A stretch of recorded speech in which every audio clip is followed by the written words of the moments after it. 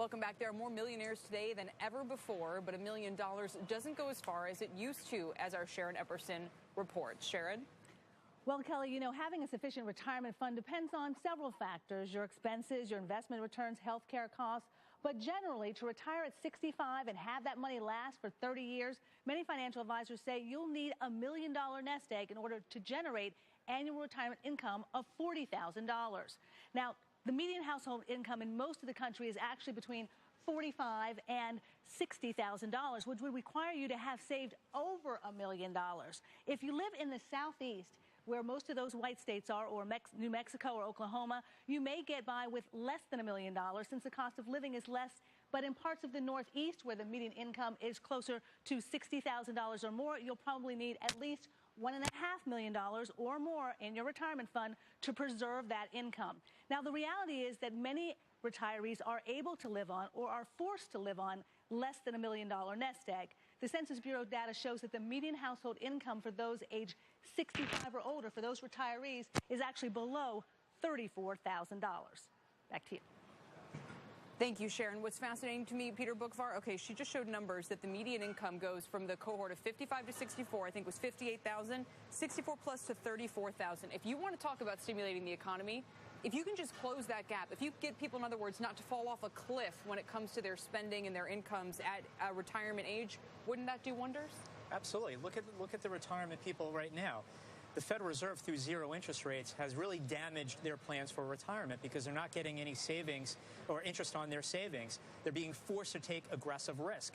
So I wonder if Sharon's numbers would change if we actually had a normalized interest rate environment where the 75-year-old who wanted to retire in CDs can do so. But that obviously is not part of the plan, according to the Fed. And this is exactly why we need to encourage the retail investor and people like Bobby Flay, who are afraid of the stock market, to invest and to take care of your own retirement. Because here's the thing. I hear all the time from retail investors that they're afraid of the stock market, but you're relying then on the government and Social Security to be there for you. And I cannot think of anything that is more frightening than that. Well, I think you have to be really proactive for your own retirement.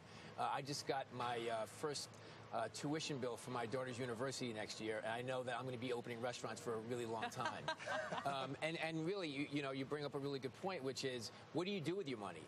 Well, if the market stays like this forever, no problem. But we can't rely on that. And if you just put your money in something that's going to just bear very little interest, can you really afford to do that? Bobby, open one of your burger joints on her campus, sort of as a hedge. That's what I think. I like that, multitasking. You know, the scary thing, John, about what Sharon's saying, there are two parts of this. One is that you need more money today than you used to just to have sort of a reasonable retirement. The other is that we know, and I hate to almost put it this way, but that the transition so far to 401k plans to private savings account isn't really getting people there. Yeah, I mean, there's an education gap as well for not only how people save, how people should invest in the stock market, but, I was just talking to Bobby during the break. He's having a hard time finding people with a work ethic to work at his restaurant. So even how to work in this economy. Kids, grown-ups, all of us need to learn better. But this is an interesting point. Think about all the guys, including the former Commerce Secretary, who started out, for example, driving a truck around for Coca-Cola and have risen to where they are today. Do you think that's a problem with today's young people? Yeah, I go back to the word patience, which is that younger people these days do not have the patience to sort of work their way up the ladder. And I talk to a lot of people in the restaurant business, a lot of chefs and restaurateurs, and we're all looking for people.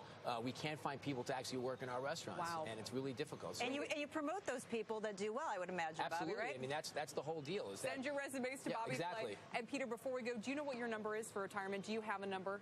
Myself? Yes. Well, I'll be watching CNBC and trading the stock market for as long as I live. So I see. We'll never be I'm never retiring. No, none of us really want to.